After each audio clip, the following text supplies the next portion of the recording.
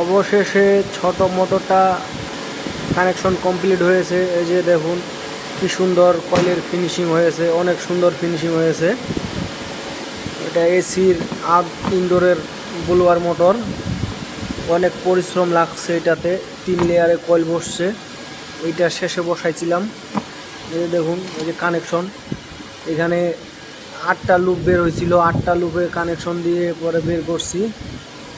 এই যে দেখুন কতগুলো তার, এখানে অনেকগুলো তার। এখানে হাই, লো, মিডিয়াম 3 ক্যাটাগরিতে এই মোটরটা চলে। এই কারণে এইটার মধ্যে অনেক পরিশ্রম, কানেকশন অনেক ভেজাল আছে। দেখুন, ভিডিওটা ভালো লাগলে অবশ্যই লাইক, কমেন্ট, শেয়ার করে পাশে থাকবেন। কানেকশন যদি কেউ জানতে চান অথবা কোনো কিছু জানতে চান কমেন্টে জানাবেন, অবশ্যই আপনাদেরকে সহযোগিতা করার চেষ্টা করব। ধন্যবাদ সবাইকে।